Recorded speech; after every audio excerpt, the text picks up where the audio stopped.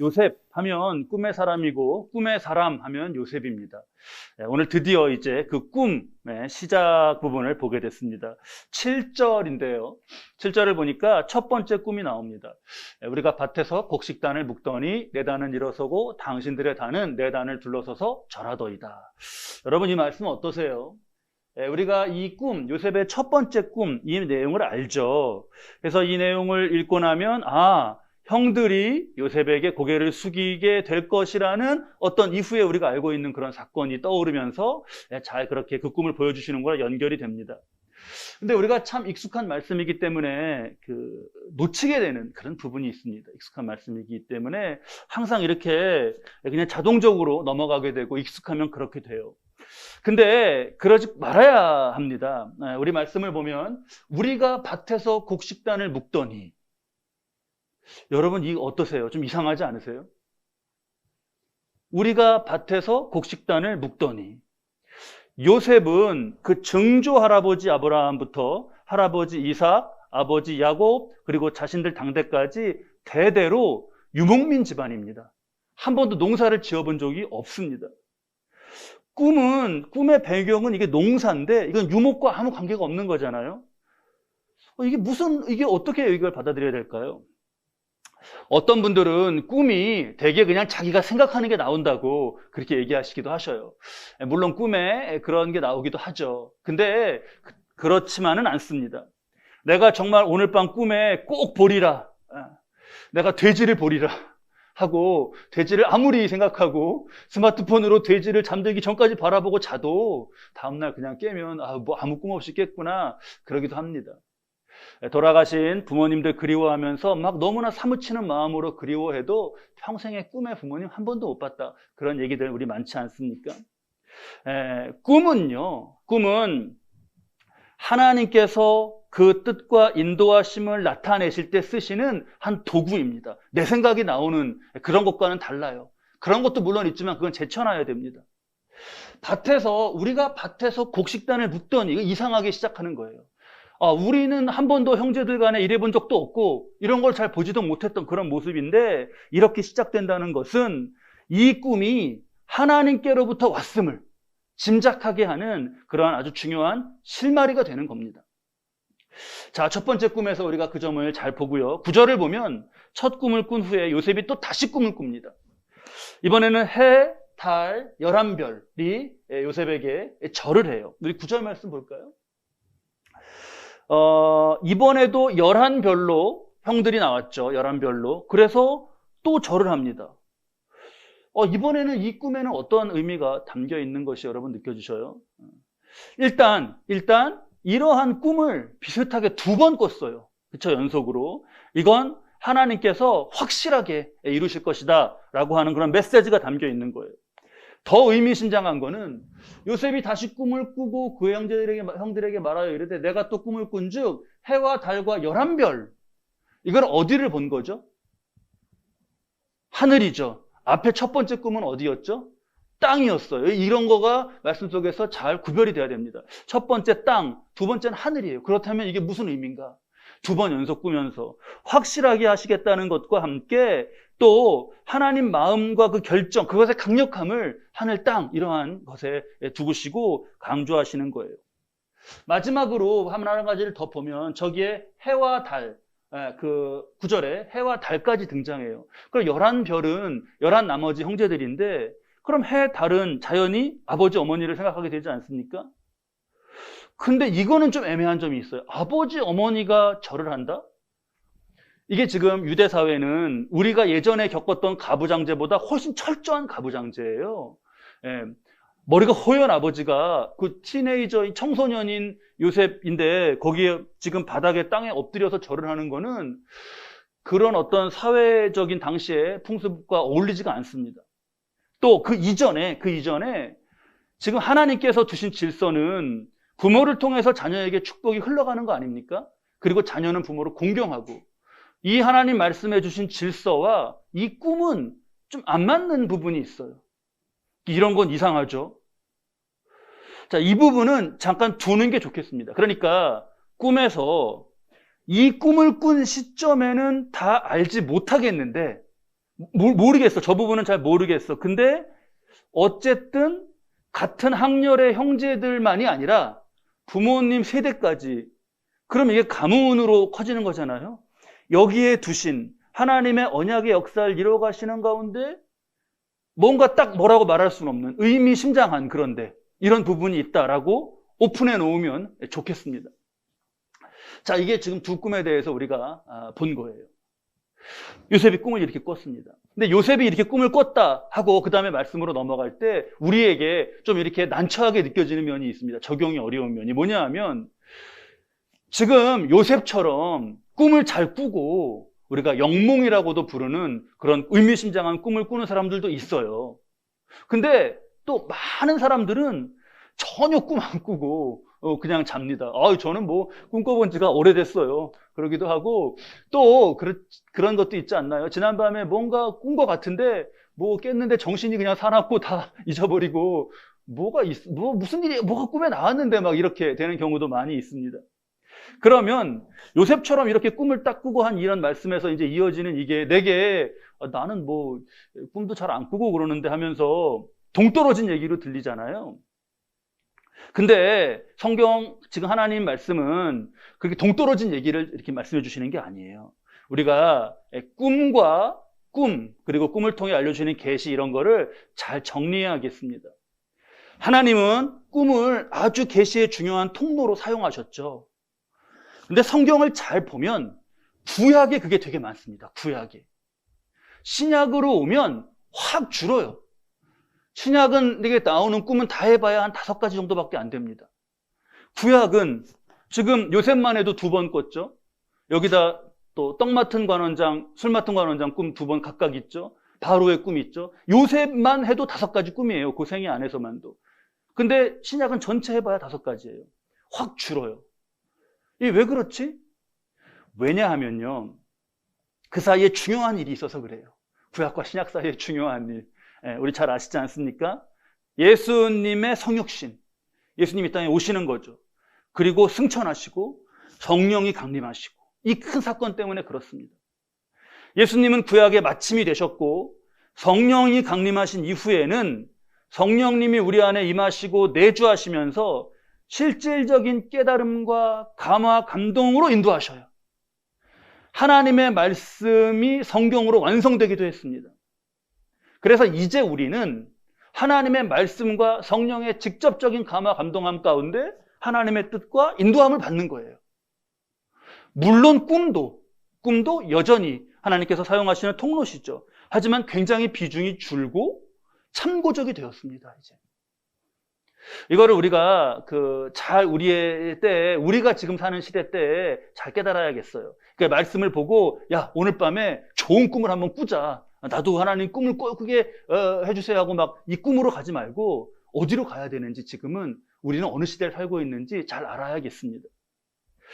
그 웨슬리 목사님이 정리한 그 신앙의 4표준이라고 하는 것이 있는데, 우리가 이러한 이해를 갖는데 아주 중요한 도움이 돼요. 지금 저겁니다. 위에서부터 4번째 줄까지 4가지 한번 읽어볼까요? 성경, 전통, 이성, 경험.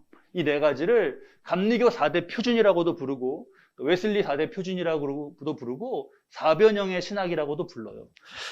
이게 사변형이 이렇게 사각형인 거 아닙니까? 근데 직사각형, 정사각형, 말은 여러 가지가 있죠. 어쨌든 저 4가지예요. 한 변이 이렇게 돼갖고, 이렇게 됐다 그래도 그러니까 사각형은 이렇게만 있는 게 아니잖아요. 말씀에서부터 이렇게 길게 체험과 전통과 또 이성과 이렇게 어떤 식으로든 연결할 수 있는 거죠. 이거는 이성까지도 무시하지 않은 굉장히 균형 잡힌 이해입니다. 그리고 체험이 빠지지 않죠. 그리고 전통이라고 하는 하나님께서 이제까지 이루어 주신 역사와의 일관성, 이것도 빠지지가 않습니다. 가장 중요한 것은 말씀이에요.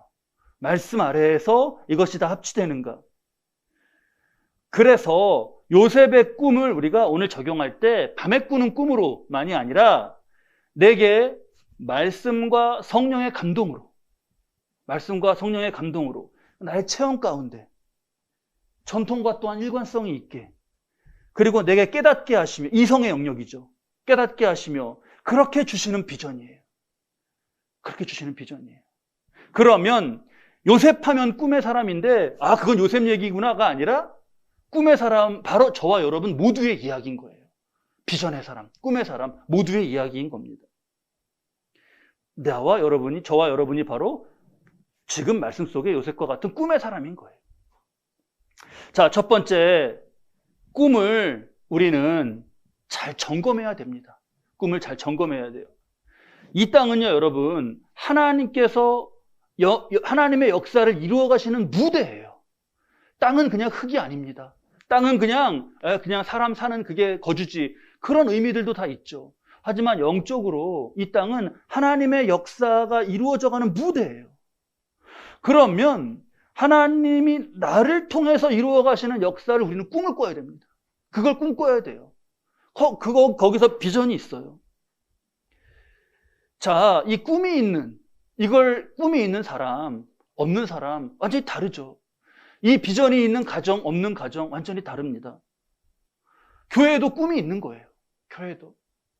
우리 교회, 우리 예배와 말씀과 기도와 성도의 교제 가운데 하나님께서 인생을 복되게 지어가시는 집이에요. 토기장이의 집, 하나님의 집. 가장 큰 복, 영혼의 구원부터, 또 우리가 깨지고 또 부족한 것이 있는 것을 주님 손으로 다시 빚으시고 회복시키시면서 삶의 걸음을 복되게 인도하시는 집. 복음을 수호하고 말세에 구원의 방주로 하나님께서 지으시는 집. 우리 꿈입니다. 비전이에요. 또 여러분들 각 개인에 한번 적용해 보셔요. 일터에 적용해 보셔요. 여기 어떤 하나님의 꿈과 비전이 있으신가? 우리가 꿈의 사람, 꿈의 가정, 꿈의 일터, 꿈의 관계, 이렇게 적용해서 볼 수 있어야겠습니다. 요셉의 꿈 말씀을 한번 적용해 보시죠. 원리는 요셉의 꿈에 담겨 있는 것과 원리는 대체로 비슷하게 흘러요. 곡식단이 나왔잖아요. 무슨 의미가 중요하다고 말씀드렸어요? 하나님께로부터 온 거예요, 꿈은. 간혹이 아니라 많은 분들이 내 욕심과 야망을 막 꿈으로 하고 거기다 하나님 부추기식으로 말하는 그런 경우들이 있습니다. 아니에요. 나로부터 시작된 게 아니라 하나님께서부터 주시는 거예요. 그게 우리가 잘 분별해야 되는 거예요. 그 다음에 두 번 꿨던 꿈을 그 하나님께서 계속 주시는 도전이죠. 계속 이상하다. 또 우리로 게으르지 않게 계속 주시는 도전입니다. 하늘과 땅으로 보여주셨죠, 꿈에서.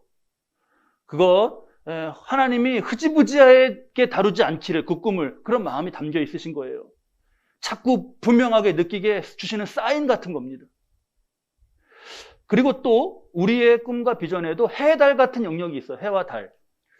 이게 뭔가 그냥 감으로는 뭔가 중요한 것 같은데 아직 잘 모르겠는. 그러면 그럴 때는 그냥 기도하면서 가면 돼요. 나중에 차차 선명해질 거예요. 자, 이렇게 우리는 꿈을 점검해야 됩니다. 점검해야 돼요. 두 번째, 꿈을 점검하고, 두 번째는 지금 요셉에게 꿈이 있었죠. 이렇게. 근데 이 꿈으로 인해서 요셉은 큰 위기를 맞아요. 지금 꿈이 이루어지는 미래가 아니라 지금 당장 간신히 죽느냐 사느냐 막 그런 위기를 맞습니다. 우리 다음 주에 보게 될 거예요. 근데 가만히 보면 요셉이 꿈 때문에 위기를 만나요? 요셉이 꿈 때문에 위기를 만나요? 아닙니다. 거룩하고 귀한 꿈을 주셨어요. 근데 그거를 요셉이 어떻게 간수하죠? 우리 5절, 6절 말씀 볼까요? 함께 읽겠습니다. 요셉이 꿈을 꾸고 자기 형들에게 말하며 그들이 그를 더욱 미워하였더라. 요셉이 그들에게 이르되 청하건대 내가 꾼 꿈을 들으시오. 여기서 여러분 어떻게 느껴지셔요? 누가 물어봤어요. 요즘에 줄임말인데 아시는지 모르겠어요. 안물앙궁이라고 하더라고요. 안물앙궁 아셔요? 안 물어보고 안 궁금해 라는 거예요. 괜히 묻지도 않았는데 막 자기 자랑하고 그러면 야, 안궁이야 하고 이렇게 한번 그렇게 얘기합니다. 지금요, 요셉은 꿈 때문이 아니라 이렇게 하나님 주신 것을 귀하게 간직하지 않고 경솔하게 막 하는 이런 태도, 여기에서 큰 위기를 맞습니다. 지금 가뜩이나 요셉은 사랑을 독차지하고요, 받은 게 많아요. 여러분, 받은 게 많을수록 겸손해야 됩니다. 받은 게 많을수록요, 겸손해야 돼요. 한번 돌아보셔요, 여러분. 사랑을 내가 많이 받고 자랐나, 요셉과 같이. 요셉 유복한 가정이잖아요. 유복한 가정에서 자라서 내가 정말 부족한 것이 없이 자랐다. 그러신가요? 재산이 혹시 많으신가요? 머리가 좋으신가요? 아니면 잘생기셨나요? 뭐라도 있잖아요. 하나님 준 달란트가 좋은 게 있다던가. 아니면 뭐 나는 콧날이 참 어떡해. 뭐라도 다 하여튼 그런 것이 있을 때 겸손해야 됩니다. 받은 것이 많을수록 그것이 없는 사람을 생각할 수 있어야 돼요. 배려해야 되고요. 이 부분이 부서지지 않은 게 미숙한 거죠. 이 부분이. 지금 세상은 어때요? 더 가졌으면 위예요. 그렇잖아요. 더 TV에 농담하고 그러더라고요. 더 잘생겼으면 형이고, 예쁘면 언니라고. 그런 걸로 서로 비교하면서, 너 누가 위냐? 그렇게 바라봐요, 사람을. 그렇게 살기에 우리의 생은 너무나 귀합니다. 또, 나는 아기가 없이 얘기했는데, 다른 이에게는 상처를 주는 게 될 수 있어요. 그리고 그렇게 산 순간들이 가만히 보면 그러한 순간들이 쌓여서 나중에 이렇게 큰 위기와 파도로 돌아와요. 요셉이 지금 형들의 마음에 상처를 주죠. 그 파인 상처를, 핥히는 상처를 주죠. 그 파인 상처가 우리 다음 주에 볼 텐데 자신이 빠져나올 수 없는 깊은 웅덩이라고 하는 위기로 돌아왔어요. 자, 우리 8절도 보실까요? 그의 형들이 그에게 이르되 네가 참으로 우리 왕이 되겠느냐, 참으로 우리를 다스리게 되겠느냐 하고 그의 꿈과 그의 말로 말미암아 그를 더욱 미워하더니. 미워해요. 더욱 미워하고 있어요. 근데 9절 보시죠. 9절도 볼까요? 9절이 없나요? 그럼 9절 제가 읽을게요. 7절, 8절 마지막이 그의 말로 말미암아 그를 더욱 미워하더니 그랬죠. 근데 9절에 요셉이 다시 꿈을 꾸고 그의 형들에게 말하여 이르되, 아니 지금 막 미워하고 있는데 또 말하면 어떡해요? 참. 그러니까 요셉이 여러분 눈치가 없어도 너무 없죠. 여러분 눈치의 복이 있으시기 바랍니다. 눈치의 복이. 눈치도 지혜예요. 눈치도. 요즘에 그런 말이 많죠. 눈치 보지 말고 살아라. 막 그렇게. 그 좋아요. 무슨 힐링 콘서트 이런 데서 눈치 보지 말고 막 살라고 해요. 자기 권리가 막 침해당하고 부당한데 겁먹어서 이렇게 눈치 보고 말도 못하고 그렇게 살면 안 됩니다. 하지만 눈치 보는 게 나쁜 것만은 아니에요. 나쁜 것만은.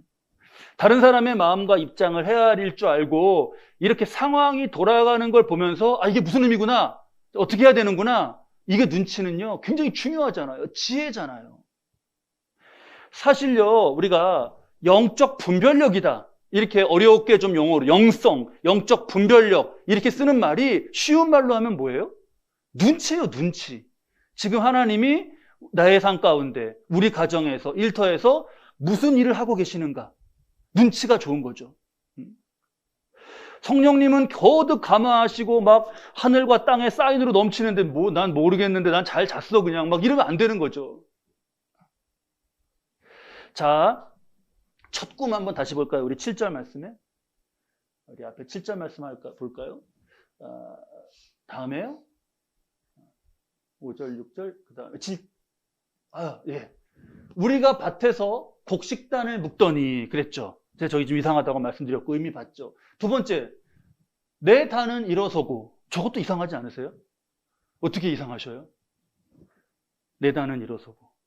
곡식단은 절대 스스로 일어날 수가 없어요. 곡식단이 어떻게 스스로 일어납니까?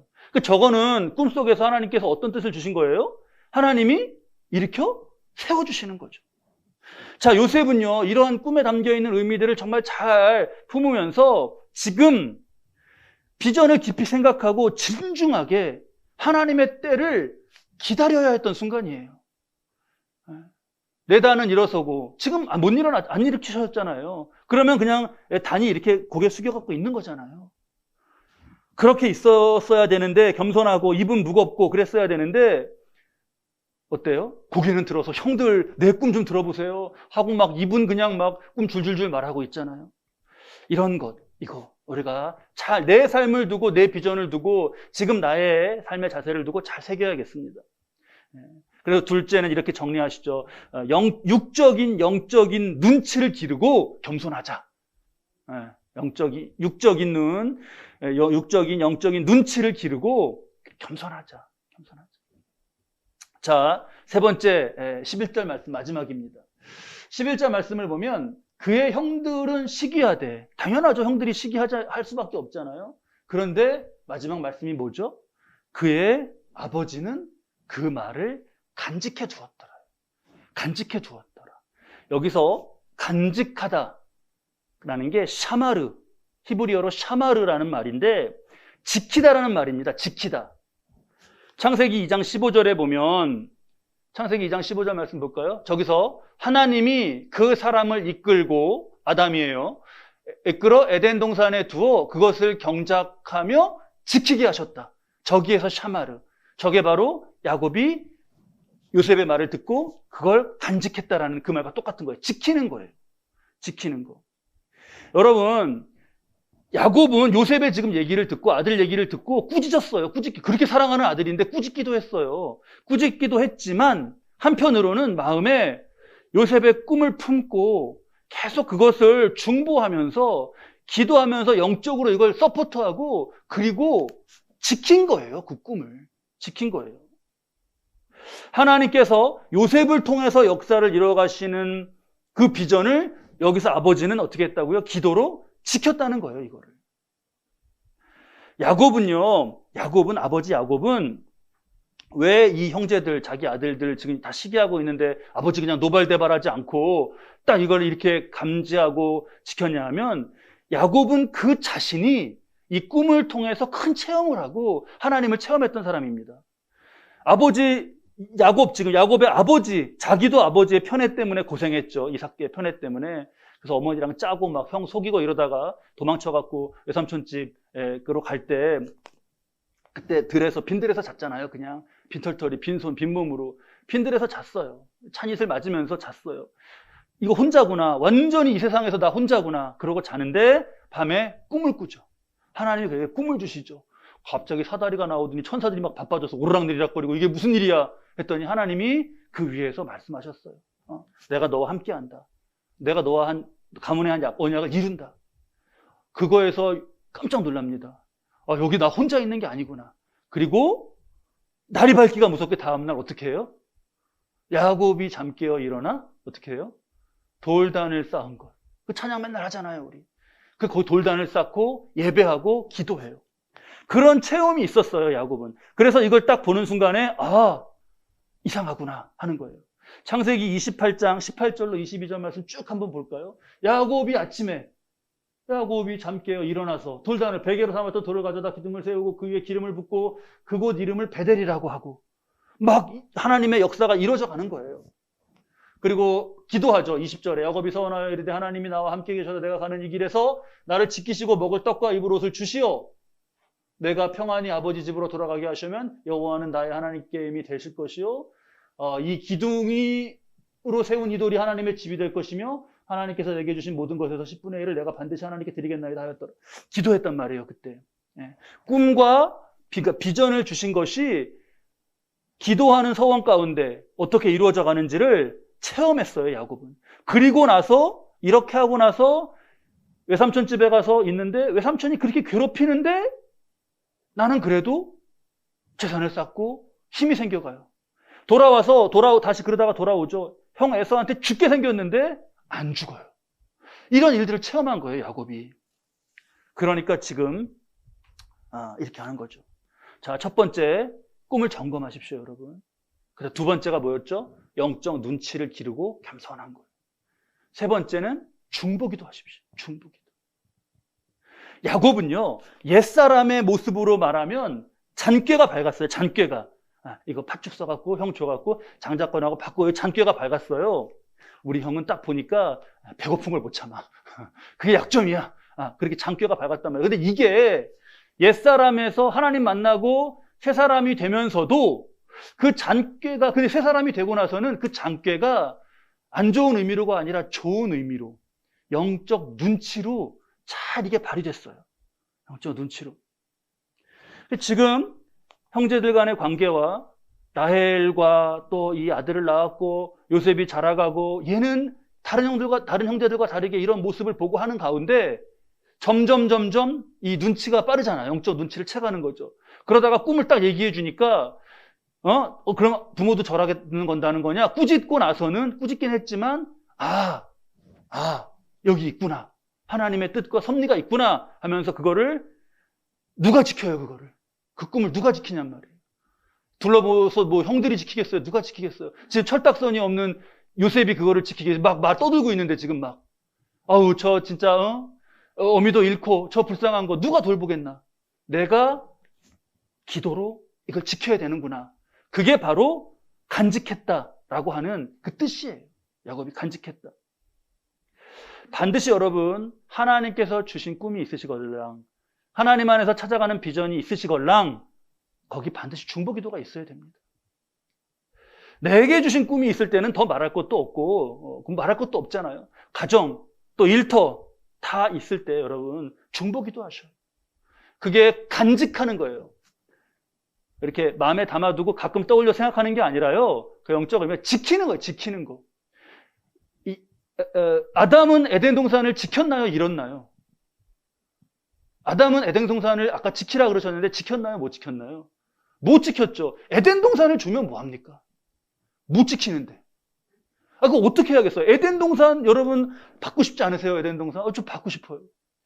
그 내게 주시는 걸 지켜야죠. 그 지키는 게 뭐냐? 간직하고 기도하면서 함께 하는 거예요. 네, 다음 주에 보겠지만 이 눈치 없고 이랬던 이 요셉이요, 큰 위기에 빠져요. 그 웅덩이, 자기 힘으로는 도저히 나올 수 없는 웅덩이에 빠진단 말이에요. 근데 살았어요. 하나님의 은혜죠. 이러한 역사에는 중보기도가 있다. 이게 오늘 말씀 가운데 우리에게 주시는 교훈입니다. 누가 내 자녀를 위해서 기도하나? 누가 우리의 일터를 위해서, 누가 교회를 위해서 기도하나? 지금 누가 더 가졌냐, 내가 위냐, 네가 위냐 이러는 세상 가운데 누가 하나님 나라를 위해서 기도하는가? 누가 해요? 여기서 한번 누가 하냐는 물음에서 하나님 주시는 한번 비전을 찾아보셔요. 지금 누가 하라는 거예요, 여러분? 하나님은 내가 하라는 거죠. 내가 하라는 거예요. 너가 하라는 거예요. 야곱이 형들이 시기하는 걸 막 보니까 마음이 너무 아프고 정말 아파요. 그런 가운데 그냥 아파하지만 않았어요. 아이고 저 어미 없는 거 잃어가지고 내가 아이고 쟤를 슬퍼만 하지 않았어요. 그렇게 해서는 못 지켜요. 슬퍼한다고 지켜지나요? 막 슬퍼하면은 이게 일이 막 다 이렇게 돼요? 아니잖아요. 에덴 동산 지키듯이 지켜야 돼요. 기도였습니다. 자, 하나님은 지금 우리 시간 우리에게 말씀하시면서 요셉은 꿈의 사람이었다. 그 내용, 우리 알고 있는 성경 내용, 그거 복습하고 돌아가라. 이러시는 게 아니잖아요. 그게 아니에요. 바로 너가 꿈의 사람이고, 너가 중보의 사람이고 하다라는 걸 말씀하시는 거예요. 말씀, 성령의 감동, 그리고 전통, 이성, 체험, 다 이것을 가지고 하나님께서 우리에게 꿈을 주시고 비전을 알려주시는 거, 그거 잘 여러분 눈치를 잘 채시고 그리고 기도하시기 바라요. 우리는 매일매일 이거를 해나가는 아주 중요한 그런 성실하게 할 수 있는 그런 좋은 게 있습니다. 새벽 예배죠. 새벽 예배. 우리 다니엘 새벽 예배. 지금 좀 한참 때보다 수가 좀 줄었어요. 이제 코로나 좀 그 정점은 지나가고 그러면서 교회 현장 예배가 회복되면서 이제 돌아가시고 그런 분들 계시죠. 또 유튜브로 드리게 되면서 나중에 이렇게 남게 되니까 좀 나중에 드리시는 분도 계시고 그래요. 가장 좋은 건 그 시간에 그 예배 때 함께 하면서 드리는 거예요. 가장 좋은 거예요. 하나님이 주시는 꿈과 비전은 말씀을 떠나서는 나올 수가 없어요, 이제. 어디서 나와요, 그게? 요셉에게 알려주시는 꿈을 통해서 알려주신 것과 같이 알려주시는데 말씀을 떠나서는 나오지 않아요. 그래서요, 하나님 말씀이 없으면 꿈과 비전이 없는 삶이 돼요. 그럼 그게 어떤 모습이냐? 하나님 말씀으로 창조하시면서 말씀으로 이것을 이루어 가시기 이전의 모습. 땅은 어땠죠? 창세기 1장 2절에 땅은 혼돈하고 공허하며 흑암이 깊음 위에 있었다. 혼돈, 공허, 흑암, 어두움. 이거예요. 그냥 하나님의 꿈과 비전이 없는 인생을 여러분 한번 보셔요. 세상에 보셔요. 혼동스럽고 그냥 공허하고 그냥 어두움이고 그런 거예요. 우리 잠언 29장 18절 말씀입니다. 묵시가 없으면 백성이 방자히 행하거니와 율법을 지키는 자는 복이 있느니라. 묵시가 없으면 백성이 방자히 행한다고 했어요. 방자. 한마디로 그냥 요약이 되는 거잖아요. 이거 그 메시지 성경이 일상의 용어로 아주 잘 와닿게 옮겼더라고요. 한번 그것도 보여주실까요? 우리 이 말씀을 함께, 메시지 버전 함께 읽을까요? 하나님이 행하시는 일을 보지 못하는 백성은 서로 뒤엉켜 고꾸라지고 말지만 하나님의 계시에 주목하는 백성은 큰 복을 받는다. 서로 뒤엉켜 고꾸라지는 거. 혼돈, 흑암, 어둠이에요, 그게. 자, 새벽마다 하나님 말씀으로 비전과 능력을 공급받는 게 중요합니다. 인생의 비전이 있고 인생의 꿈이 있고 날마다의 꿈과 비전도 있어요. 그리고 말씀은 영적인 눈치를 길러가는데 그 지혜가 풍성해요. 거기서 얻을 수 있어요. 그리고 예배 마치면 기도하잖아요. 중보기도. 그러니까 예배시 다 들어있어요. 새벽 예배 때. 자, 야곱이 잠 깨어 일어나서 돌단을 쌓은 것 본 받아서, 정말로 본 받아서 여러분이 그렇게 함께 우리가 예배의 본, 기도의 본을 잘 따르실 수 있기 바랍니다. 하나님 주시는 말씀 잘 새기며 꿈을 구하고 점검하고 영적 눈치를 더욱 길러가고 또 겸손하고 그러면서 중보기도에 힘쓸 때 구원의 복부터 하나님 자녀로 복되게 살아가시게 하는 그 돌보시겠다고 하신 그 언약이 바로 그러한 자녀의 삶 가운데 힘있게 성취되어 갈 것입니다. 저와 여러분이 그 삶의 주인공이 되시기를 우리 주님의 이름으로 축원합니다.